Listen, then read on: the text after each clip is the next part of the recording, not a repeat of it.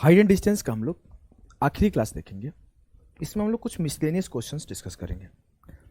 एक एक सवाल को आप आराम से पॉज करके समझना, फिर आगे बढ़ना। चलो, पहला सवाल आपके सामने है। Consider a regular hexagon A B C D E F. There are towers places at B and D. The angle of elevation from A to the power at B is 30 degree and the top of the tower at D is 45 degree. What is the ratio of the height of towers at B and D? एक नियमित षटभुज ABCDEF पर विचार करें। B और D tower पर, B और D पर tower स्थान है, मतलब प्लेस्ड है। अगर मैं पहले आपको षष्टभुज बनाऊं तो कैसा बनेगा? कुछ ऐसा बनेगा।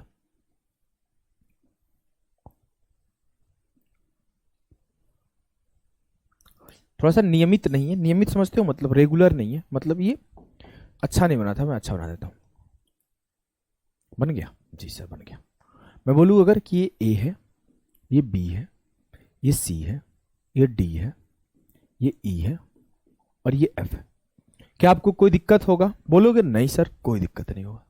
अब हमसे बोला गया है कि बी जो है, जो टावर से वो बी और डी पर है, मतलब कुछ ये ऐसे प्लेस है, ऐसे है। हमने इसको फोटो इस पे दर्शाया, लेकिन इसे आप ऐसे देखो जमीन पर।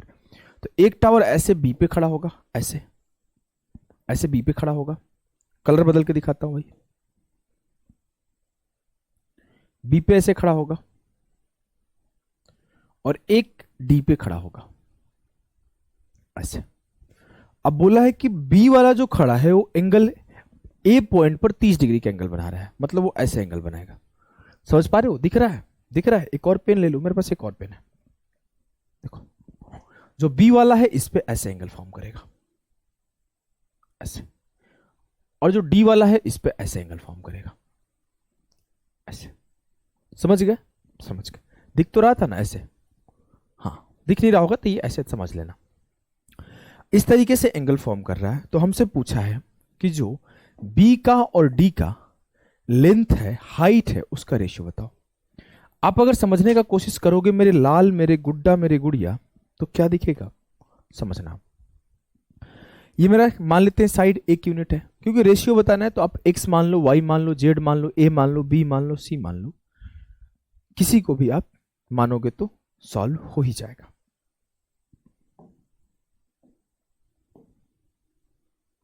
अब मैं अगर बोलूं कि ये मेरा क्या है, लेंथ है, और इस पे ऐसे बन गया तो कुछ ऐसा बनेगा। ये मेरा पॉइंट बी होगा, ये मेरा पॉइंट ए होगा, और इस पे मेरा 30 डिग्री फॉर्म होगा, और ये मेरा हाइट एच होगा, और ये साइड हमने एक माना, तो एच की वैल्यू क्या आएगी सर? 60 डिग्री के सामने एक है तो एच की वैल्यू हो जाएगी 1/√3। मतलब जो टावर बी पे प्लेस्ड है उसकी लेंथ 1/√3 यूनिट आ गया।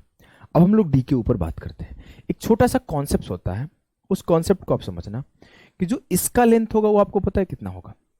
आपको पता है कोई भी जो आपके हेक्सागन होते हैं वो 6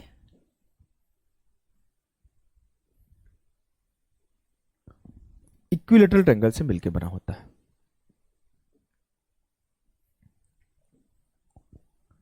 छह इक्विलेटरल ट्रायंगल से मिलकर बना होता है। देखो ये अब ये एक एक साइड के हैं सब, मान लीजिए सबके सब एक एक साइड के हैं, तो ये भी एक हो जाएगा, ये भी एक हो जाएगा, ये भी एक हो जाएगा, ये भी एक हो जाएगा, ये भी एक हो जाएगा, ये भी एक हो जाएगा। तो अगर मैं आपसे बोलूं मेरे लाल, इसका लेंथ क्या होगा इस कोने से इस कोने का, तो बोलोगे सर ये 1 1 2 होगा। तो यहां पे जो यूज हो रहा है वो इस कोने से इस कोने का लेंथ यूज हो रहा है, मतलब ये 2 यूनिट है।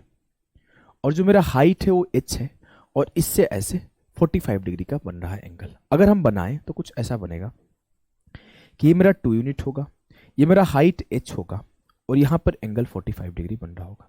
अगर ये 45 डिग्री होगा तो आपको पता है कि ये और ये बराबर हो जाता है, जो 45 बनता है 1:1, तो इस हाइट का भी लेंथ हो जाएगा 2 यूनिट। अब मुझसे बोला है कि जो डी पे प्लेस्ड आपका हाइट है, टावर है, और जो बी पे प्लेस्ड टावर है उनका रेशियो क्या है। पहले बी वाला, तो पहले बी वाला लिखा 1/√3, फिर डी वाला लिखा 2, तो ये आ जाएगा 1:2√3, 1:2√3। क्या आपको कोई दिक्कत है, कोई समस्या है, कोई कष्ट है तो बताइए, नहीं तो हम अगले सवाल पे मूव करते हैं। सवाल को पढ़िएगा, सीडीएस 2016 का सवाल है। A pole stand vertically inside a triangular park ABC if the angle of elevation of the top of the pole from each corner of the park is same, then in the triangle ABC the foot of the pole is at the. एक त्रिभुजाकार park ABC, एक त्रिभुजाकार park ABC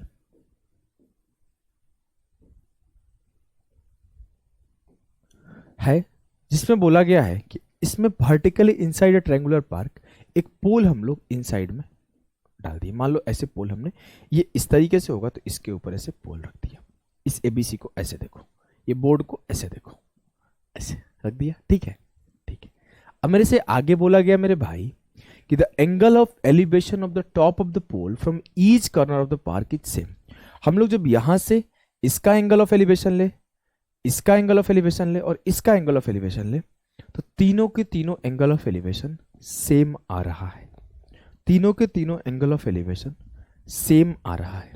अगर आप थोड़ा सा इसे ऐसे देखोगे तो ये एक तरह का पिरामिड बनता हुआ दिखेगा। देखो,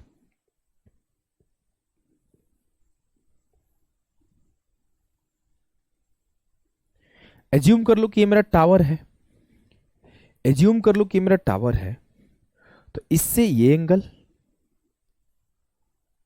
इससे ये एंगल और इसी से ये एंगल जो ये फॉर्म हो रहा है वो तीनों का तीनों सेम है। ऐसे आप लटका दोगे तो यहां पे भी ऐसे लटका के हम लोग क्या कर रहे थे, ऐसे लटका के एक इससे और एक इससे तीन एंगल बना रहे थे। तीनों का तीनों सेम है। ये तीनों का तीनों एंगल सेम क्यों हो रहा होगा? क्योंकि सर तीनों का जो हाइट है वो सेम है। तो सिर्फ हाइट सेम होने से एंगल सेम थोड़ी होता है। इसका ये और ये तीनों भी सेम होना चाहिए। मतलब जो इस पे प्लेस्ड टावर है उसका ये डिस्टेंस भी तीनों बराबर होना चाहिए, तभी तो इक्वल एंगल फॉर्म करेगा। हाँ, और ये कब होता है सर? जब ये तीनों बराबर होता है तो ये सर्कम रेडियस की तरह काम करता है, तभी ये तीनों बराबर होता है, तभी ये तीनों बराबर होता है। ठीक है, ठीक है। अब देखिए, अब ये सर्कम रेडियस की तरह वर्क करेगा, आपको पता है ना। तभी तो ये जो वर्टिसेस से इसका डिस्टेंस होता है वो एक ही केस में बराबर होता है, जब ये सर्कम सेंटर हो। तो मुझसे बोला है तो खंबे की पाद की बिंदु क्या हो सकती है? सर सर्कम सेंटर हो सकती है, सर्कम सेंटर हो सकती है। क्लियर है? इमेज भी समझा दिया हूं, कॉन्सेप्ट भी समझा दिया हूं, कोई बहुत डिफिकल्ट सवाल था नहीं। इसे करो। Each vertex on an equilateral triangle subtend an angle 60 degree at the top of a tower h meter height located at the center of the triangle. किसी समबाहु त्रिभुज के प्रत्येक शीर्ष पे 60 डिग्री का एंगल फॉर्म हो रहा है जब मैं इसके बीच में ऐसे टावर रख के बारी बारी से बना रहा हूं। फिर से वो वन टाइप ऑफ पिरामिड ही बनेगा। अगर आप समझदार हो तो आप समझ जाओगे कि सर एक तरह का पिरामिड ही आप बनाओगे फिर से, और बस इसका नाम आप ऐसा वैसा दे दिए हो। अगर हम बनाएंगे क्या होगा? ये मेरा टावर यहाँ पे प्लेस्ड है बीचों बीच, इस टावर से इससे, इस टावर से ये और इसी टावर से ये तीन एंगल फॉर्म होगा। हम अगर बनाएं तो इस टावर से ये, इस टावर से ये और इसी टावर से ये फॉर्म हुआ। जी सर, जी सर, बात एकदम आपका करेक्ट। हमसे बोला है कि if A is the length of each side of a triangle, अगर जो गिवन ट्रायंगल है उसका लेंथ ए है, उसका लेंथ ए है, तो अगला चीज बोला है कि जो मेरा टावर लगा है टॉप ऑफ टावर उसका हाइट एच है। अगर इसका हाइट एच है, जो इसके ऊपर है, इसको हम हाइट एच लिख दे रहे हैं, तो मुझसे बोला है कि ए और एच में क्या रिलेशन है? बहुत सिंपल रिलेशन है। आपको ऑलरेडी एक चीज सिखा चुका हूं कि जो सर्कम सेंटर होता है, जो अर्थो सेंटर होता है, जो सेंट्रॉइड होता है, जो इन सेंटर होता है, समबाहु त्रिभुज इक्विलेटरल ट्रायंगल केस में सब सेम होता है। और जब आपसे कभी कोई सर्कम रेडियस पूछे आर, तो इसका वैल्यू होता है a/√3, जो कि वर्टिसेस के और सेंटर का डिस्टेंस होता है। अगर मैं रिलेशन निकाल दूं ये और ये एक ट्रायंगल फॉर्म हो रहा है ना? बोलोगे जी सर ये हो रहा है। ये एक 90 डिग्री का ट्रायंगल फॉर्म होता है, आपको मेंसुरेशन में भी पढ़ाया हूं, पिरामिड में। बोलोगे जी सर। तो मैंने बोला ये ऐसे कुछ फॉर्म हो रहा है जहां पर ये लेंथ हो गया a/√3। अगर आप ध्यान से देखोगे तो हमसे बोला गया है कि सबके सब अपने टॉप से 60 डिग्री का एंगल बना रहे हैं। मतलब जो यहां से ये बन रहा होगा, कौन बन रहा होगा सर?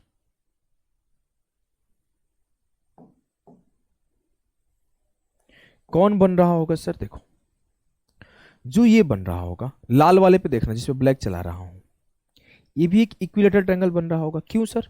क्योंकि आप ही तो बोलो 60 डिग्री का बन रहा है। मतलब जो ये लेंथ होगा ए, यही लेंथ ये भी ए होगा, यही लेंथ ए भी ए होगा। कैसे? अगर मैं इसको ओपन कर दूं तो ओपन करूंगा तो कुछ ऐसा फील आएगा।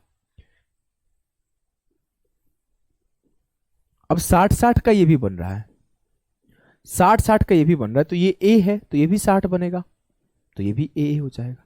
मतलब जो ये वाला लेंथ है ये भी ए होगा, ये भी ए होगा, कोई समस्या नहीं। तो ये मेरा एच है और ये मेरा ए है। ये मेरा हाइट एच था, ये मेरा सर्कम रेडियस a/√3 था, और ये भी मेरा ए ही बन रहा है क्योंकि 60 डिग्री का एंगल ऑफ एलिवेशन है।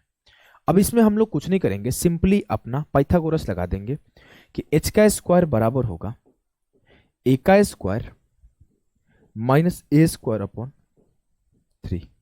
तो एच का स्क्वायर बराबर होगा 2a स्क्वायर अपॉन 3। तो h बाई, आप सीधा बोल दो, 3 इधर लाओगे, 3h स्क्वायर बराबर 2a स्क्वायर। 3h स्क्वायर और 2a स्क्वायर एक दूसरे के बराबर होंगे। 3h स्क्वायर और 2a स्क्वायर एक दूसरे के बराबर होंगे। क्लियर है? जी सर क्लियर है। अगले सवाल को करो। क्या है अगला सवाल? देखो, each vertex of a square subtends an angle of 60 degree at the tip of a tower of height h meters standing at the center of the square. If L is the length of each side of the square, then what is h square equal to? किसी वर्ग के प्रत्येक शीर्ष से उस वर्ग के केंद्र पर स्थित h मीटर की ऊंचाई वाले एक टावर के शीर्ष पर 60 डिग्री का कोण अंतरित होता है।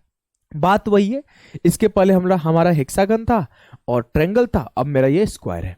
अगर आप इसको भी अगर 3D इमेजिनेशन करोगे तो कुछ ऐसा ही फॉर्म होगा कि यहां पे आप फिर से ये एक पिरामिड की तरह फॉर्म होगा।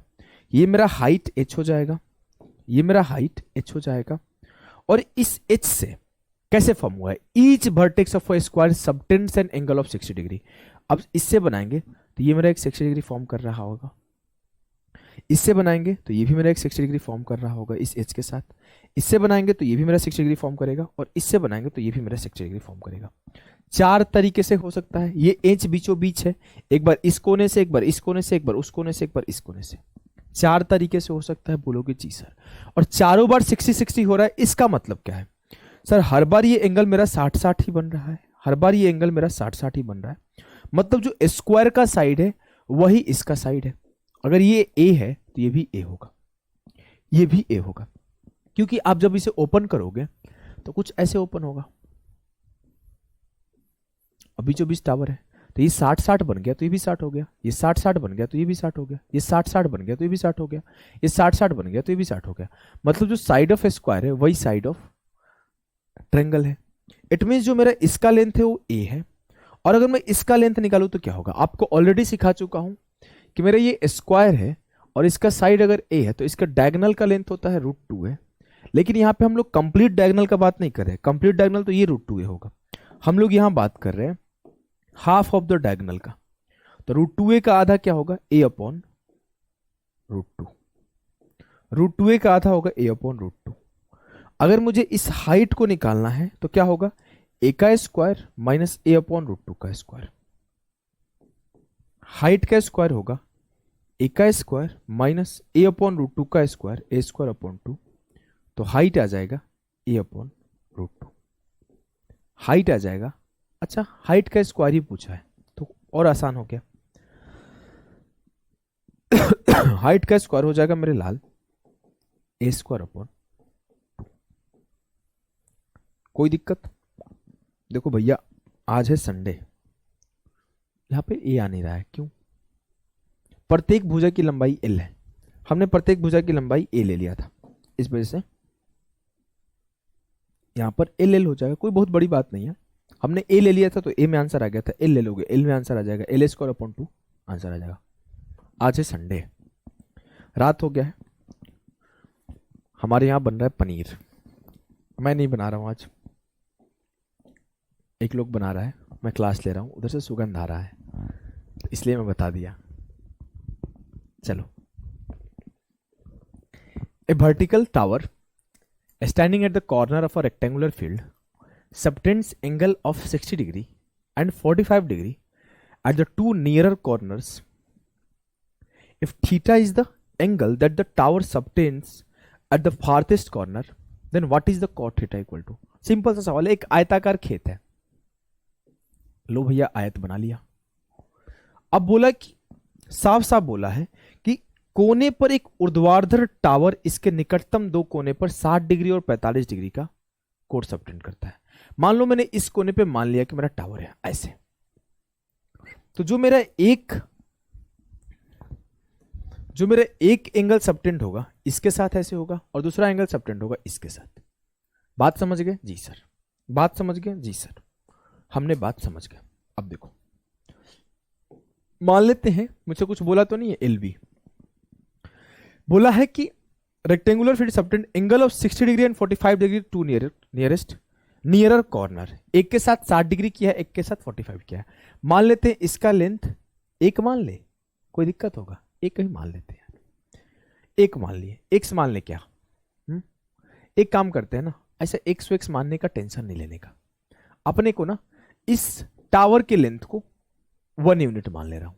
टावर की लेंथ अगर हमने 1 यूनिट माना तो इसके साथ 60 बनाया होगा, तो ये 1 है, तो 60 के सामने 1 है, तो 30 के सामने क्या हो जाएगा? 1/√3, मतलब इसका लेंथ 1/√3 यूनिट आ गया। और इसके साथ 45 बनाया होगा, तो अगर मैं बोलूं ये मेरा 1 है, टावर मेरा 1 है, तो जिसके साथ 45 बनाया है उसका लेंथ भी 1 हो जाएगा, तो इसका लेंथ 1 हो गया। अब मुझे ये लेंथ 1 पता चल गया, ये लेंथ 1/√3 पता चल गया, तो मुझसे बोला है कि if theta is the angle that the tower subtends at the farthest corner. अब थीटा एंगल सबटेंड कर रहा है टावर सबसे फारदेस्ट पर, तो देखो ये नियरेस्ट था और ये नियरेस्ट था, सबसे दूर क्या है इसके सबसे दूर है ये। अब इस पे ये एंगल सबटेंड करेगा, मतलब उसका बेस ये होगा। सर बेस का लेंथ क्या होगा? बेस का लेंथ क्या होगा? 1 का स्क्वायर प्लस 1/√3 का स्क्वायर, तो 1 प्लस 1/3, सर 4/3। मैं बोल सकता हूं कि जो इसके बेस का लेंथ आया वो 2/√3 आया, तो इसके बेस का लेंथ सर 2/√3 आ रहा है। और जैसा कि आप पहले से ही एज्यूम किए हो कि जो टावर है उसका लेंथ 1 यूनिट, और ये जो बन रहा है अब ऐसे बन रहा है, कुछ ऐसे जो बन रहा है वो थीटा एंगल बन रहा है। तो आपसे पूछा है कि थीटा क्या होगा, हम लिख देते हैं। क्या लिखे आप खुद ही बताओ, मैं क्या लिखूं? मुझसे थीटा नहीं पूछा है, कॉट थीटा पूछा है। कॉट थीटा क्या होता है? बेस अपॉन परपेंडिकुलर, तो कॉट थीटा की वैल्यू हो जाएगी 2/√3/1, तो कॉट थीटा की वैल्यू 2/√3। क्लियर है? क्या आपको कोई दुख है, दर्द है, पीड़ा है, समस्या है तो बताओ, नहीं तो मैं अगले सवाल पे मूव करता हूं। बोला है कि one of top of a hemispherical dome of radius R there stands a flag of height h from a point on the ground the elevation of the top of the flag is 30 degree. देखो ये सवाल ना CBSE 2023 में, CBSE 2022 में और CDS 2018 में पूछा है। जो सीडीएस में सवाल पूछा है वो इजी पूछा है, लेकिन अगर आप सीबीएसई बोर्ड का सवाल बनाओगे, दिल्ली में आया था, दिल्ली में जो एग्जाम होता है शायद ऐसे सीबीएसई बोर्ड का दिल्ली में होता है ना, हमें नहीं पता है भाई, हमने ना बिहार बोर्ड से पढ़ा है।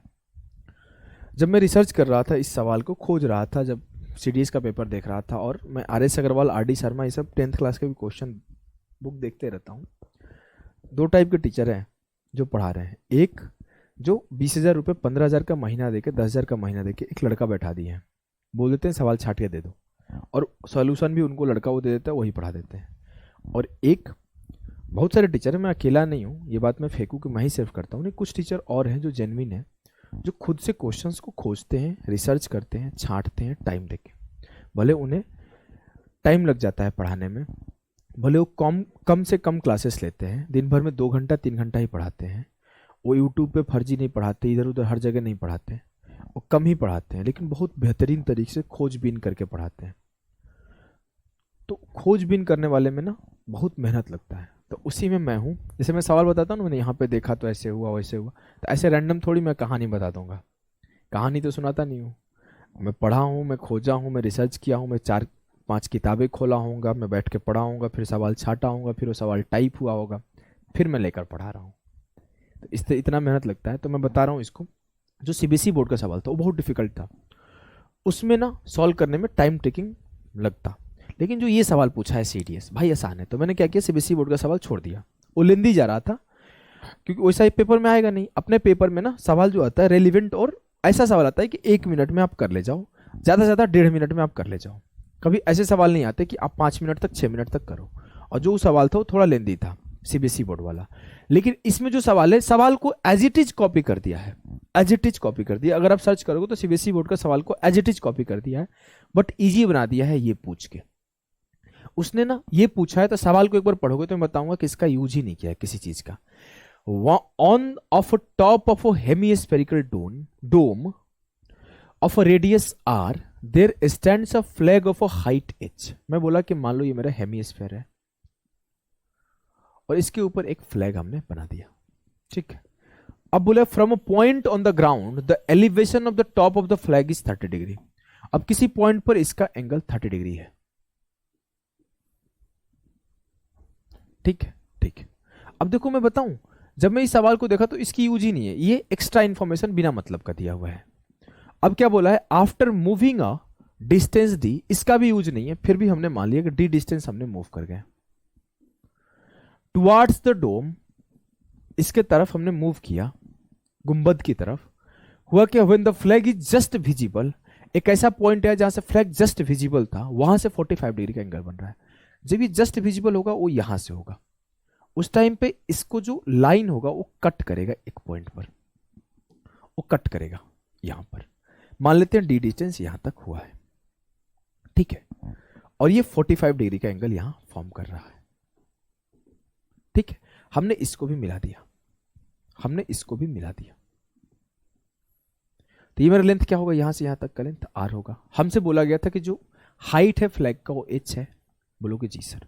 अब आप देखना, अगर मैं बोलूं कि ये मेरा क्या है, ये एक तरह का सर्कुलर सेमी सर्कल ही है, बोलोगे जी सर। अगर इसके सेंटर से मैं इसे मिला दे तो ये भी रेडियस आर होगा, बोलोगे जी सर, ये भी रेडियस आर होगा। अब मैं बोलूं ये क्या है, टेंजेंशियल पॉइंट है, तो यहां पे ये 90 डिग्री भी बनेगा, बोलोगे जी सर। अगर मैं इस फोटो को अलग बनाऊं तो कुछ ऐसा बनेगा,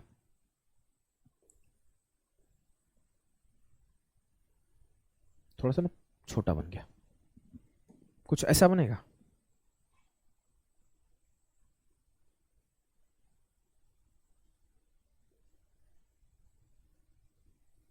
यहां से यहां तक एच है और ये आपका आर है और ये भी आर है, ये टेंजेंशियल पॉइंट है, तो इस पर 90 कटेगा और ये भी 90 कटेगा और ये भी 90 होगा, और ये 45 आपका बन रहा है। मैंने सिर्फ 45 वाले पार्ट को उठा लिया, बोलोगे जी सर। अब आप ध्यान से देखो, अब आप ध्यान से देखो, ये आर है, ये एच है, ये आर है। अब आपको बोलूं अगर ये 45 है और ये 90 है तो ये भी 45 होगा।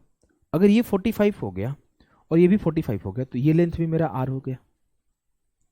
और मेरा जब ये 45 था और मैं इस ट्रायंगल पे फोकस कर रहा हूं तो ये 90 है, ये 45 है, तो ये भी 45 होगा। बोलोगे एकदम बात तो सही है सर। अब मैं आगे बोला, अगर ये आर है और ये 90 डिग्री है, ये 45 है, तो ये भी 45 होगा। मतलब ये और ये बराबर होंगे, तो ये भी आर हो जाएगा, ये भी आर हो जाएगा। कोई समस्या? कोई समस्या नहीं। अब मुझे एक बात और पता है कि ये मेरा क्या है, 45 45 90 का ट्रायंगल है। तो मैं एक बात और बोल सकता हूं कि सर अगर ये H प्लस आर है तो ये भी मेरा H प्लस आर होगा।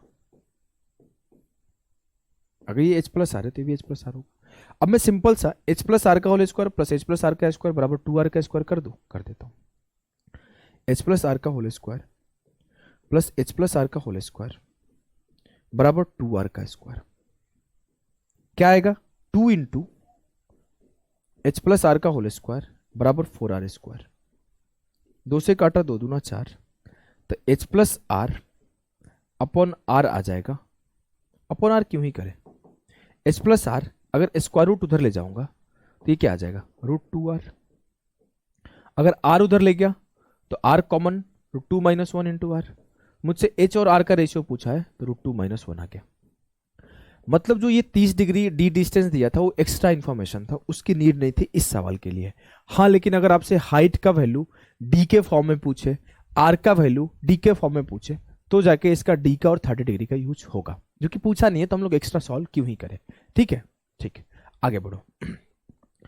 अगला सवाल है the angle of elevation of a summit of a mountain from a point is 45 degree after ascending 4 kilometre towards the mountain up a slope of 30 degree inclination.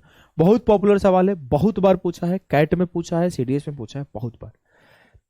The elevation is found to be 60 degree, find the height of the mountain. मान लो कि यहां पे मेरा पहाड़ था, अब पहाड़ पे तो सीधा चढ़ोगे नहीं, ऐसे आप पहाड़ पे ऐसे ऐसे चढ़ोगे। अब पहाड़ जो है ना एक सर्टेन पॉइंट पर 45 डिग्री का एंगल बना रहा है। अब पहाड़ पर आदमी ऐसे चढ़ना शुरू किया 30 डिग्री के स्लोप पर, मतलब वो कुछ इस तरीके से पहाड़ पे चढ़ना शुरू किया।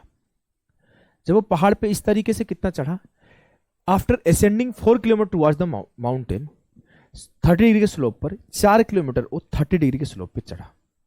ये 30 डिग्री है और 4 किलोमीटर का डिस्टेंस वो चढ़ा। जब वो 4 किलोमीटर का डिस्टेंस चढ़ा तो जो इस पॉइंट से इस माउंटेन का एंगल है, एंगल ऑफ एलिवेशन है, वो 60 डिग्री बनने लगा। तो ये 60 डिग्री बनने लगा, तो ये भी 60 डिग्री ही होगा, और ऑलरेडी यहां पे 30 पे चल रहा था। बोलोगे जी सर, जी सर। अब मेरा जब ये 30 है ये 60 है, तो आप इजीली बोल दोगे कि पहले सर ये 45 था तो ये भी 45 था। हाँ, अब ये 60 है तो ये छोटू एंगल 30 हो जाएगा और जो बचा हुआ एंगल वो 15 हो जाएगा। सर ये 30 हो गया तो ये बचा हुआ एंगल 15 हो जाएगा, मतलब ये भी 15 एंगल बना रहा है, ये भी 15 एंगल बना रहा है। इट मीन्स ये 4 किलोमीटर है तो ये भी 4 किलोमीटर होगा। पहला स्टेटमेंट हमने प्रूफ किया। क्लियर है जी सर। एक बार फिर से समझाऊं क्या? एक पर्वत के शीर्ष का उन्नयन कोण 45 डिग्री इसके धरातल से बन रहा है। अब मैं पर्वत पर ऐसे भी नहीं चढ़ सकता और ऐसे भी नहीं चढ़ सकता, हम लोग क्या करेंगे, तिरछा चढ़ रहे हैं। तो हमने 30 डिग्री के एंगल पे पर्वत पे चढ़ना शुरू किया। जब 4 किलोमीटर तक चढ़ा तो इस पॉइंट पे उसी पर्वत का अब 60 डिग्री का एंगल ऑफ एलिवेशन बनने लगा। तो हमने बना दिया। हमने देखा कि ये 30 डिग्री है तो ये बचा हुआ 15 डिग्री है। जब यहां 60 डिग्री है तो ये 30 डिग्री है तो ये बचा हुआ 15 डिग्री है। हमें यहां एक आइसोस्केलस ट्रायंगल बनते हुए दिखा कि ये भी 15 ये भी 15, तो इसका 4 और 4 मेरा हो जाएगा लेंथ। बोलोगे जी सर एकदम आपकी बात सही है। अब मैं आपसे बोलूं कि हमें ये क्या पता है कि 90 डिग्री के सामने क्या है, 4। तो 90 डिग्री के सामने क्या होता है, 2 यूनिट। तो 2 यूनिट की वैल्यू 4 है तो 30 के सामने क्या होगा, 2। अब मेरा अगर ये 2 हुआ तो ये भी 2 होगा, मेरा इसका लेंथ 2 मिल गया। अब हमें क्या पता है कि फिर से 90 डिग्री के सामने क्या है, 4। सर 30 के सामने क्या होगा, 2। तो 60 के सामने क्या होगा, 30 के सामने 1 यूनिट होता है तो 60 के सामने √3 होता है। 30 के सामने 2 है तो 2 × √3 2√3। अब हमसे पूछा क्या है, हमसे पूछा है कि find the height of the mountain. Height of the mountain क्या है, ये 2√3 + 2 तो 2 × √3 + 1। जो हाइट ऑफ माउंटेन है 2 × √3 + 1 होगा। क्लियर है? क्लियर है? अगर क्लियर नहीं होगा तो एक बार पीछे जाकर समझना, समझ में आ जाएगा, बहुत स्लो समझाया हूं। चलो इसे करो। The angle of depression of the top and the bottom of a building of a height h unit form the top of monument of a height h units are complementary. जैसे complementary है तो आपको वही करना है, h बराबर a × b होता है √। इसे खोजो, खोज पाओ तो बेहतर है। If the distance between the building and the monument is a unit, it is always true that। क्या सही होगा? अगर हम फोटो बनाएं, वैसे तेज बच्चा तो खोज लेगा कहां पे बन रहा है a² और h²। चलो कोई बात नहीं, हम लोग सॉल्व करते हैं। हमने बोला angle of differentiation of a top and the bottom of a building of a height h unit from the top of a monument of a height h। मान लो top of monument height h है, ये छोटी है। हमने इससे इसको मिलाया, हमने इससे इसको मिलाया, एक बार इसके फुट से और एक बार इसके शीर्ष से। ये दोनों कंप्लीमेंट्री एंगल फॉर्म कर रहे हैं। मान लेते हैं ये थीटा फॉर्म कर रहा है तो ये 90 - थीटा फॉर्म कर रहा होगा। कोई दिक्कत? कोई दिक्कत नहीं। अब समझना आप, बोला the distance between the building and the monument is a। इसके बीच की डिस्टेंस a है। देखो अब इसको आपको देखने का नजरिया है, it's all depend on you कि आप कैसे देख रहे हो। अगर मैं बोल दूं ये मेरा छोटा h है तो जो ये बचा होगा वो h माइनस एच होगा। अब आप कैसे देख रहे हो ये आपके ऊपर है, हम तो इसे देख लिए, आप भी अगर देख लियो तो बेहतर होगा। आप कैसे कैसे देख पा रहे हो, कुछ आप देखने आ रहा है। अगर मैं इतना सिंपल सा एक बात बोल दूं कि जो मेरा ये भी तो ए होगा, अब बोलोगे हाँ, जो मेरा ये ए वाला है ना, इसको हम ऐसे उठा के शिफ्ट कर दिए तो क्या होगा, ये मेरा सर h माइनस एच वाले को वहीं छोड़ दिया जो थीटा बना रहा था, हमने इस ए वाले को मोड़ दिया, तो हमने मोड़ा तो क्या होगा, ये क्या बन रहा था, जब हमने मोड़ा तो ये क्या बन रहा था, ये पूरा का पूरा h था, पूरा का पूरा h था, और ये 90 माइनस थीटा बना रहा था, और उस केस में इसका डिस्टेंस क्या था, a था। तो सर हमारा बन तो गया, जो आप बताते हो हमेशा कि चाहे फिगर ऐसे बन जाए और ये बोल दे कंप्लीमेंट्री हो, तो भी मैं बोल दूंगा कि अगर ये h है, अगर ये a है और ये b है, तो h बराबर होगा अंडर रूट ए बी। या फिर आपका फिगर कुछ ऐसा बन जाए कि ये दोनों कंप्लीमेंट्री हो और ये h हो, ये a हो, ये b हो, ये कंप्लीमेंट्री हो, तो भी मैं बोल दूंगा h बराबर अंडर रूट ए बी।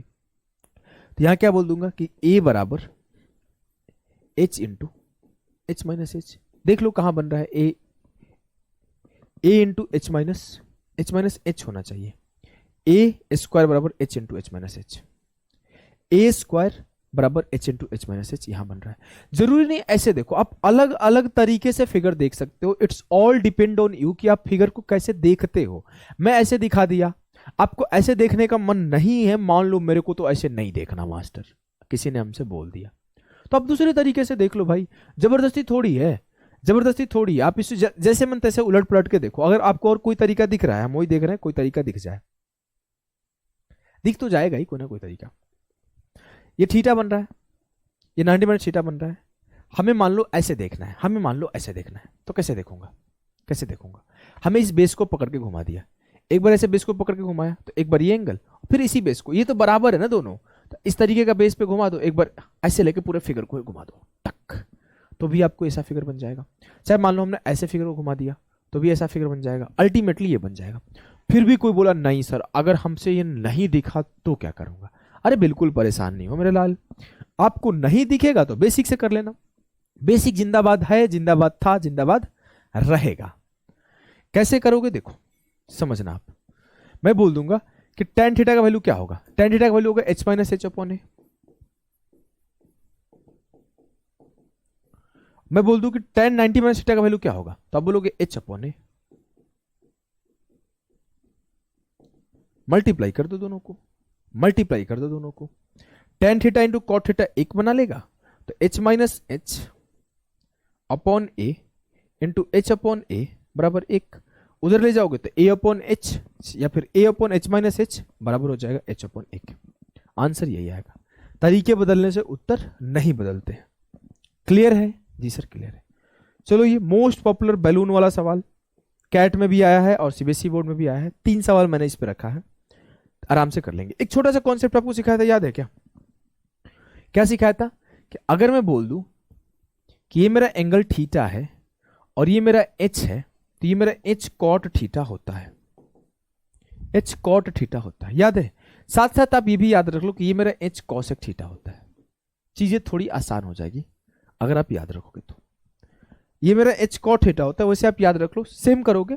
कैसे करोगे, मान लेते हैं हम इसका लेंथ x, तो साइन थीटा का वैल्यू क्या आएगा, बोलोगे सर साइन थीटा होता है perpendicular upon hypotenuse, perpendicular h है और हाइपोटेनस x है, h अपॉन x, x की वैल्यू क्या आएगी, h अपॉन साइन थीटा,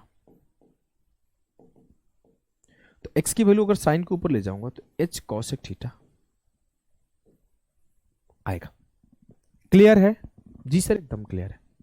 चलो फिर आगे आओ, बोला spherical balloon whose radius is r subtends an angle alpha at the eye of an observer on the ground when the angle of elevation of its center is beta, the height of its center। एक गोलाकार गुब्बारा जिसकी त्रिज्या r है, जिसकी त्रिज्या r है, ठीक है, वो किसी ऑब्जर्वर के आंख से अल्फा डिग्री का एंगल बना रहा है। इसमें फिगर ही समझना बहुत डिफिकल्ट होता है।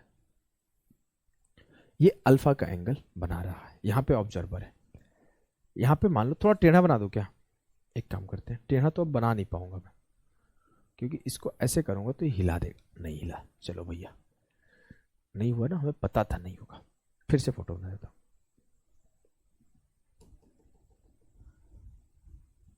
थोड़ा सा ऐसे, ये ऑब्जर्वर पे अल्फा डिग्री का एंगल बना रहा है।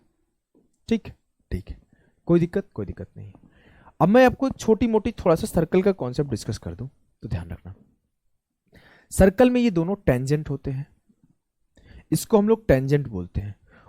ये अगर मैं बोल दूं कि ये मेरा P है और ये A और B पे कट कर रहा है, तो A और B ये जो होते हैं टेंजेंशियल पॉइंट होते हैं, जहां पर PA होता है PB के बराबर। और अगर मैं सेंटर से इस टेंजेंशियल पॉइंट को मिला दूं तो ये हमेशा परपेंडिकुलर बनता है, ये हमेशा परपेंडिकुलर बनता है। अगर ये मेरा O है तो OA हमेशा परपेंडिकुलर होगा PA पर और OB हमेशा परपेंडिकुलर होगा PB पर। नेक्स्ट थिंग, अगर मैं इस P को इस सेंटर से मिला दूं तो जो ये P है वो दो इक्वल एंगल में डिवाइड हो जाता है। मतलब आप बोल सकते हो कि PO is the angle bisector of angle APB, of angle APB। Clear है? बोलोगे जी सर। इट मीन्स ये हो जाएगा अल्फा बाई, अगर उधर अल्फा था ना, अगर मान लो ये एंगल थीटा था तो ये थीटा बाई 2 और थीटा बाई 2 में डिवाइड हो जाएगा। ये छोटी मोटी बातें अगर आपको सर्कल की पता है तो इस सवाल को उड़ा दोगे धड़ाम से। पहले बोला है कि अल्फा डिग्री यहां से फॉर्म कर रहा है, पहले सवाल को समझते हैं। फिर बोला है when the angle of elevation of, आगे बोला है क्या, स्फेरिकल बैलून का रेडियस r है, वो सबटेंड कर रहा है एंगल अल्फा ऑब्जर्वर के ग्राउंड पर। When the angle of elevation of its centre is beta, the height of its centre is. अब जब हम लोग इसके सेंटर से जब यहां पे एंगल फॉर्म कर रहे हैं तो ये बीटा एंगल फॉर्म कर रहा है, तो इसका कुछ हाइट होगा, इस हाइट से ये बीटा एंगल फॉर्म कर रहा है, मतलब ये बीटा एंगल इस तरीके से फॉर्म कर रहा है। अब मैं बोलूं जब सेंटर से इसे जैसे मैच कराया तो सर अभी अभी आपने कॉन्सेप्ट सिखाया था कि अल्फा बाई 2 और अल्फा बाई 2 में डिवाइड हो जाएगा, ये अल्फा बाई 2 में डिवाइड हो जाएगा, मतलब ये छोटू एंगल अल्फा बाई 2, ये छोटू एंगल अल्फा बाई 2 और ये बड़ा एंगल बीटा हो जाएगा। ये बड़ा एंगल बीटा है पूरा, याद रखना। बोलोगे जी सर। और आपने अभी अभी एक बात और सिखाया था कि अगर मैं सेंटर से टेंजेंशियल पॉइंट पर लाइन ड्रॉ करूं तो ये रेडियस तो होगा ही, साथ साथ ये परपेंडिकुलर भी होगा। जी सर। अब आप ध्यान से देखना मेरे कलम को, कलम में बहुत दम है। अगर मैं आपको बोलूं कि इसको फोकस करो, ये R और ये वाला लाइन और ये वाला लाइन, तो क्या आपको एक राइट एंगल ट्रायंगल फॉर्म होते हुए दिख रहा है? बोलोगे जी सर। मैं इसको अलग बना लेता हूं, ये R है, ये अल्फा बाई 2 है, तो मैं बोल सकता हूं कि क्या इसका लेंथ क्या आएगा? सर अभी अभी आपने पढ़ाया था कि जो ऊपर वाला लेंथ होता है, अगर ये h है तो ये h कॉसेक थीटा होता है, तो मैं ये बोल सकता हूं कि ये r है और ये अल्फा बाई 2 है, तो इसका लेंथ होगा r कॉसेक अल्फा बाई 2। अब आप ध्यान से देखो, हमने इसका लेंथ निकाल लिया, क्या आया था? r cosec alpha by 2।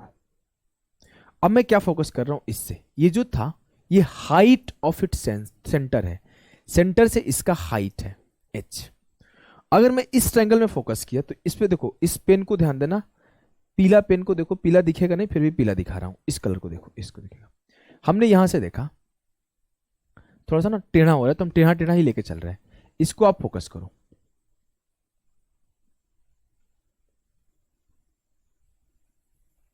हमने इस पे फोकस किया तो क्या है, ये एंगल बीटा फॉर्म हो रहा है। बोलेंगे जी सर। इसका हाइट h फॉर्म हो रहा है। जी सर। तो मेरा ये लेंथ क्या होगा? तो बोलोगे सर ये लेंथ होगा h cosec beta, h cosec beta. और ये लेंथ क्या है? ये है जो already r cosec alpha by 2 है। It means you can say कि r कॉसेक अल्फा बाई 2 बराबर होगा h cosec beta. Cosec beta को इधर भेजोगे तो h का वैल्यू आ जाएगा r cosec alpha by 2 upon sine beta, r cosec alpha by 2 into sine beta, into sine beta. क्या आपको कोई दुख है, कोई दर्द है, कोई पीड़ा है, कोई परेशानी है तो बताओ, नहीं तो अगला सवाल सेम है। बोला है spherical balloon of radius r subtends angle 60 degree at the eye of an observer if the angle. आप चाहोगे तो इस फॉर्मूले पे पुट करके बना दोगे कि अल्फा का वैल्यू 60 और बीटा का वैल्यू 60 पुट कर दो और उस फॉर्मूले पे रख दो, आंसर आ जाएगा। लेकिन रट्टा नहीं लगाना, मैं बेसिक क्लियर कर रहा हूं तो आप ध्यान से सीख रहे हो। क्या है भैया कि जो स्फेरिकल बैलून है वो कुछ इस तरीके से, जिसका रेडियस आर है, हम लोग मान लिया यहां कट किया, वो 60 डिग्री का एंगल बना रहा है। ठीक है, ठीक है। If the angle of elevation of its centre is 60 degree and H is the height, जो मेरा सेंटर का एच हाइट है, ये भी इसी पॉइंट से 60 डिग्री का एंगल बना रहा है। तो मैं बोलूंगा सर ये दो पार्ट में बट गया, 60 60 30 30, और ये भी 60 बना रहा है पूरा, तो ये भी 30 हो जाएगा। मतलब जो सेंटर से बन रहा है तब भी 60 बन रहा है, और जब पूरा का पूरा सर्कल से बन रहा है फिर भी 60 बन रहा है, तो हम लोग बोलेंगे तब भी 60 बन गया और तब भी 60 बन गया। ठीक है। अब क्या बोला है कि h is the height of the balloon and r is the radius of circle, तो r ये हो गया। अगर मैं इस ट्रायंगल में फोकस करूं, ध्यान देना किस पे,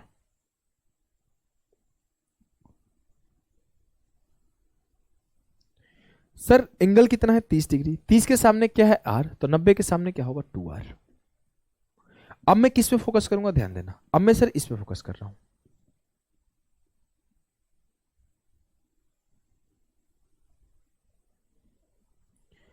ये क्या है 60 डिग्री, 60 के सामने क्या है h और 90 के सामने क्या है 2r, तो 90 के सामने 2r है तो 30 के सामने क्या आ जाएगा r, और 30 के सामने r आया तो 60 के सामने क्या आएगा √3r, तो h का वैल्यू क्या आएगा √3r, h का वैल्यू √3r। क्या आपको चीजें क्लियर है? बोलोगे जी सर एकदम धाकड़ तरीके से क्लियर है। अगला सवाल है from a point h metre above a lake the angle of elevation of a cloud is theta and the angle of depression of its reflection is phi, the height of the cloud is। most popular cloud based सवाल, मैंने 3 सवाल इस पे रखा है, 15 49 50 और 48, तीनों को हम लोग करेंगे फटाफट से। इसके बेसिक को अंडरस्टैंड करना बहुत जरूरी होता है। बोला है कि एक झील के ऊपर एक बिंदु h मीटर से एक बादल का उन्नयन कोण थीटा है। मान लेता हूं, समझना एक बार में आप समझ जाओगे, ध्यान से सुनोगे एक बार में समझ जाओगे। मान लेते हैं कि ये मेरा झील है, झील बना लेता हूं इसे, ये मेरा झील है, इससे h मीटर ऊंचा यहां पे मान लेते हैं क्लाउड है। इस क्लाउड का थोड़ा नीचे ले ले क्या, चलो ठीक है क्लाउड, इस क्लाउड का जो एंगल ऑफ एलिवेशन है, मान लेते हैं यहां पे एंगल ऑफ एलिवेशन बना, ये थीटा बन रहा है।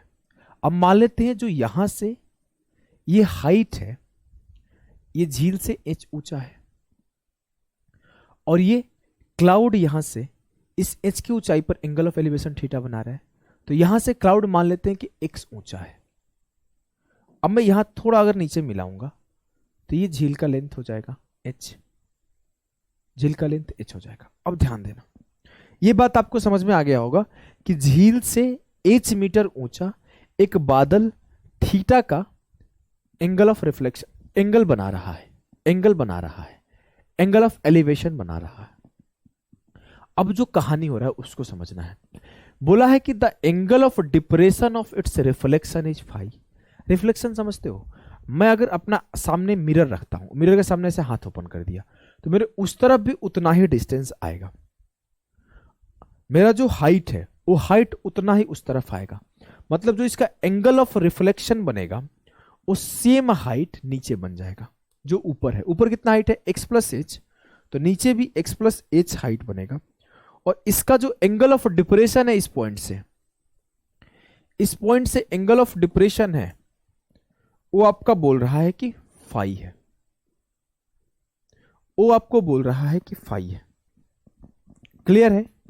बोलोगे जी सर एकदम क्लियर है, जी सर एकदम क्लियर है। सर ये एंगल ऑफ डिप्रेशन तो यहां बनना चाहिए था ना। अरे भैया ये यहां बनेगा फाई, तो घूम के तो यहीं चला जाएगा, सिखाया था तो पहले क्लास में। चलो अब आपसे अगर कोई बोले इसे सॉल्व कर दो, मेन चीज है इसके फिगर को बनाना। अगर आप फिगर बना लोगे तो इजीली सॉल्व कर लोगे। मैंने क्या बोला फिर से एक बार समझा रहा हूं, 2 मिनट का काम में समझ जाओगे।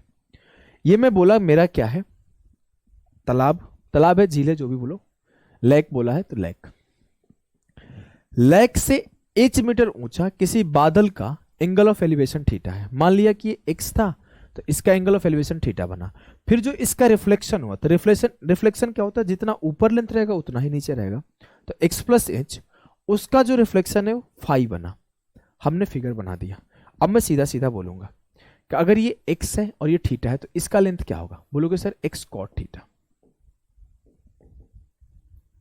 मैं बोला कि इसका लेंथ इसके अकॉर्डिंग क्या होगा, इस सर्कल के अकॉर्डिंग, तो आप बोलोगे सर ये x plus h plus h, x plus two h है, x plus two h into cot phi, दोनों का दोनों बराबर होना चाहिए, तो मैंने बराबर कर दिया, मैंने बराबर कर दिया। कॉट फाई को इधर लाया, x इंटू कॉट फाई लाया तो x कॉमन हो गया, cot theta minus cot phi बराबर होगा 2h कॉट फाई। x की वैल्यू क्या आएगी, 2h cot phi upon cot theta minus cot phi. ठीक है, ठीक है। अब मेरे से पूछा क्या गया है, the height of the cloud, मुझसे हाइट ऑफ क्लाउड पूछा गया है, तो क्या हाइट ऑफ क्लाउड ये है, नहीं, हाइट ऑफ द क्लाउड आपको यहां से निकालना है कि तालाब से क्या है, तो मुझे इस लेंथ को निकालना है। मैंने x की वैल्यू निकाल लिया है, मुझे h का वैल्यू ऐड कर दूंगा तो x प्लस एच का वैल्यू निकल जाएगा। तो मैं अगर इसमें h का वैल्यू ऐड कर दूंगा तो मुझे हाइट ऑफ द क्लाउड मिल जाएगा। तो h का वैल्यू ऐड करो, क्या आएगा देखो, h ऐड कर दो सीधे यहां पर, तो ये हो जाएगा 2h कॉट फाई, मान लो प्लस का h यहां कर दिया, cot phi plus h cot theta minus h cot phi upon cot theta minus cot phi. 2h cot phi minus h cot phi क्या हो जाएगा, ये हो जाएगा h कॉट फाई, और बच क्या जाएगा h कॉट थीटा, तो h कॉमन कर लो तो कॉट थीटा, और नीचे क्या बचेगा, cot theta minus cot phi, cot theta minus cot phi. Sir answer आपने तो 10 में लिख रखा है, तो कोई बड़ी बात थोड़ी है, 10 में आप कर दो इसे कन्वर्ट, ये आपका कॉट के फॉर्म में आ गया, आपको 10 में कन्वर्ट करना कोई बड़ी बात थोड़ी है। 1/10 फाई 1/10 थीटा कर दो, 1/10 फाई 1/10 थीटा, तो ये ऊपर जाएगा तो क्या मिलेगा, देखो ध्यान से देखो, 1/10 फाई 1/10 थीटा, यहां जाएगा 10 थीटा, यहां जाएगा 10 फाई, तो बोलोगे 10 थीटा प्लस 10 फाई, और नीचे क्या है 10 थीटा इंटू 10 फाई, छोड़ दो, यहां बनेगा 1/10 theta 1/10 phi, 10 phi minus 10 theta, और फिर इसके नीचे ही बनेगा 10 theta into 10 phi, 10 theta 10 phi, 10 theta 10 phi से कट जाएगा, तो बचेगा h into 10 theta plus 10 phi upon 10 phi minus 10 theta. क्या आपको चीजें क्लियर है, बोलोगे एकदम क्लियर है सर। सेम इसी तरीके से एक सवाल आपके कैट में आया था, सब कुछ सेम है। A man of a height h is standing on the bank of a lake. If the angle of elevation of a cloud at the eye of the man is a, and the angle of depression of the shadow of the cloud in the water of the lake is beta. अच्छा वो alpha था, angle जो बन रहा है ना alpha बन रहा है और ये बीटा बन रहा है। The height of the cloud from the surface of the area. अगर आप पीछे वाला देखे थे तो क्या आता है, h cot phi plus cot theta upon cot theta minus cot phi. देखो इसको आप सॉल्व करोगे तो h cot alpha plus cot beta upon cot alpha minus cot beta आएगा। सेम फोटो बनेगा, सब कुछ सेम होगा, बस यहाँ पे अल्फा बीटा है, वहां पे थीटा फाई था। क्लियर है, बोलोगे जी सर। एक सवाल मैंने एग्जांपल यहाँ पे रख रखा है, यही एग्जांपल आपको हर जगह घूमते दिखेगा। 30-60 पे ही एग्जांपल बनाया जाता है, क्योंकि अदर पे जो एग्जांपल बनता है वो डिफिकल्ट बन जाता है, 45 पे बनाता नहीं है, इजी हो जाएगा। हर बार आपको 30-60 पे ही सवाल बनेगा, और 30-60 पे आसान होता है। आपसे जब भी हाइट पूछेगा इसको 2 गुना करके आंसर टिक कर दो। जो आपका कंडीशन ध्यान देना, कंडीशन ध्यान देना, 30-60 पे अगर झील वाला सवाल बनता है तो जो आपका ये हाइट दिया रहता है ना, उसको 2 गुना करके आंसर टिक कर दो, वही आएगा। चलो मैं फोटो बना के समझाता हूं। देखो 30-60 पे सवाल बनना चाहिए, क्लाउड वाला सवाल रहे और लेक वाला सवाल रहे। The angle of elevation of a cloud from a point 200 metre above a lake is 30 degree and the angle of depression of its reflection in the lake is 60 degree. The height of the cloud is. अगर मैं बना दूं मेरे लाल, तो मेरा यहां पे क्या होगा, लैग होगा, और यहां पे क्लाउड होगा। ठीक ठीक। अगर मैं आपसे बोलूं मेरे भाई आप ध्यान देना, तो अगर मैं बोलूं मेरा ये हाइट एच पर ये एंगल फॉर्म हो रहा था, थोड़ा नीचे कर दूं क्या, चलो थोड़ा नीचे कर दूं। मान लेते ये मेरा लैग था और ये मेरा क्लाउड था, मेरे ये एच हाइट पर ये फॉर्म कर रहा था कुछ ऐसे, एच हाइट पे ये फॉर्म कर रहा था कुछ ऐसे, इसके एक्स ये एच, एच ना हो कि 200 है, 200 क्वेश्चन में दिया हुआ 200 लिख देता हूं कि 200 मीटर ऊंचे पे फॉर्म कर रहा था, और जो एंगल बन रहा था 30 डिग्री का बन रहा था। बोलोगे जी सर, जब इसके रिफ्लेक्शन जो कि नीचे हो जाएगा x प्लस 200 का, इससे हमने एंगल ऑफ डिप्रेशन बनाया तो ये 60 डिग्री का बन रहा था, इस 60 डिग्री का बन रहा था। बोलोगे जी सर ये 60 डिग्री का बन गया। अगर आप 30-60 लगा दोगे तो भी बन जाएगा भाई। 30-60 याद है मैंने सिखाया था कि ये मेरा 60 होता है, ये मेरा 30 होता है, तो 60 के नीचे 1, 30 के नीचे 2 लिख देते हैं और ओवरऑल 3 लिख देते हैं। अगर मैं आपसे लिखूं ये मेरा 30 है तो ये मेरा 60 होगा, तो 60 के नीचे 1 यूनिट, और ये मेरा 60 है तो ये मेरा 30 होगा, तो 30 के नीचे 3 यूनिट, 3 यूनिट। अगर मैं आपसे बोलूं ये क्या है, मिड पॉइंट है, ये भी x प्लस 200 है, ये भी x प्लस 200 है, और टोटल जो मेरा यूनिट है वो कितना है, टोटल जो मेरा यूनिट है वो कितना है, 3 यूनिट ये और 1 यूनिट ये, 3 1 4, मतलब यहां से यहां तक 2 यूनिट होगा और यहां से यहां तक 2 यूनिट होगा। अगर ये मेरा यहां से यहां तक 2 यूनिट है और ये 1 यूनिट है तो ये मेरा 1 यूनिट होगा। लो यूनिटी मेथड से सॉल्व हो गया और आसान हो गया। ये मेरा 1 यूनिट बराबर 200 है, तो x बराबर 1 यूनिट है तो x बराबर भी 200 होगा। मुझसे लेंथ पूछा है 200 plus 200 400, 400 will be the correct answer. एक बार फिर से समझाऊं क्या, फिर से समझाऊं। आपको पता है 30 के नीचे 3 और 60 के नीचे 1 लिखना होता है, हमने वही किया। 60 के नीचे 1 यूनिट लिख दिया और 30 के नीचे 3 लिख दिया।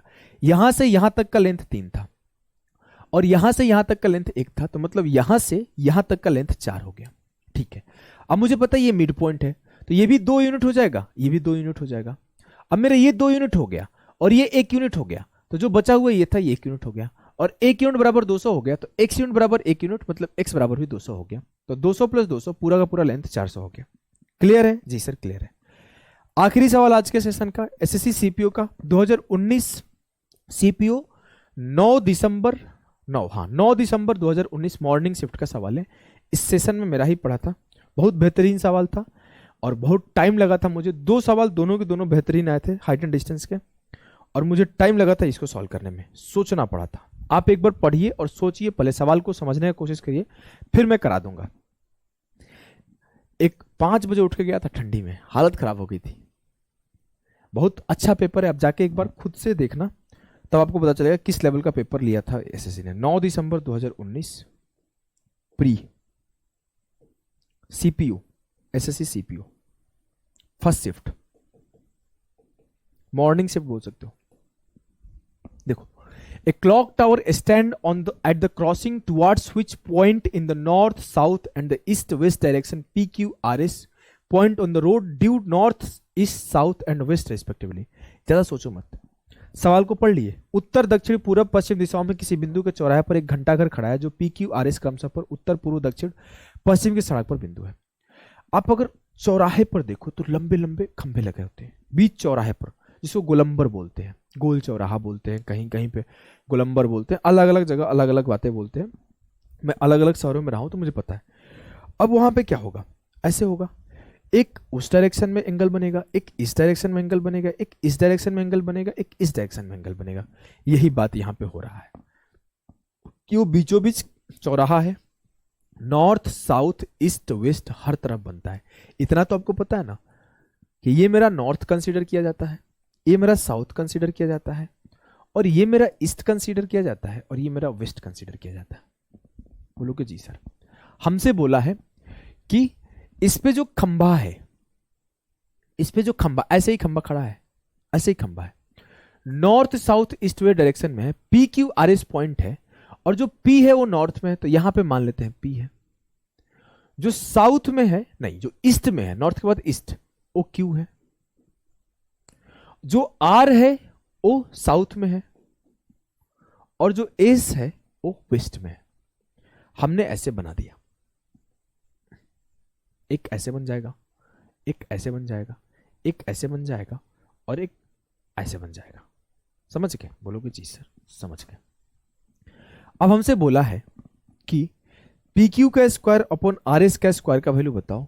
जब मान लेते हैं इस पॉइंट से जो हमारा बनेगा वो पी पर अल्फा एंगल बनेगा, पी पर अल्फा एंगल बनेगा, क्यू पर जो बनेगा कितना बनेगा सर? क्यू पे बनेगा बीटा बनेगा, जो आर पे बनेगा वो गामा बनेगा और जो एस पे बनेगा वो डेल्टा बनेगा, जो एस पे बनेगा वो डेल्टा बनेगा। जो हाइट ऑफ टावर है वो तो बराबर होगा, वो यहां भी एच होगा, यहां भी एच होगा, यहां भी एच होगा, यहां भी एच होगा। आप क्या बोलोगे सर इसका लेंथ क्या होगा? इसका तो इसका हो जाएगा एच कॉट अल्फा, मतलब इससे इसका लेंथ होगा एच कॉट अल्फा। इसका लेंथ क्या होगा? H cot beta. इसका लेंथ क्या होगा? आर तक, तो एच कॉट गामा। और इसका लेंथ क्या होगा? H cot delta. बोलेंगे जी सर। अब मैं आपसे बोलूं, मुझसे बोला था पी क्यू का स्क्वायर और आर एस का स्क्वायर बताओ, तो पी क्यू का स्क्वायर क्या होगा सर? पी क्यू का स्क्वायर होगा h square cot alpha upon h square cot alpha plus h square cot beta, क्योंकि ये मेरा परपेंडिकुलर है, ये मेरा बेस है, ये मेरा हाइपोटेनस है। तो पी क्यू का स्क्वायर हो जाएगा, थोड़ा स्पेस नहीं है इसको मिटाता हूं, पी क्यू का स्क्वायर होगा एच स्क्वायर कॉमन ले लेते हैं, तो ये होगा sir cot square alpha plus cot square beta.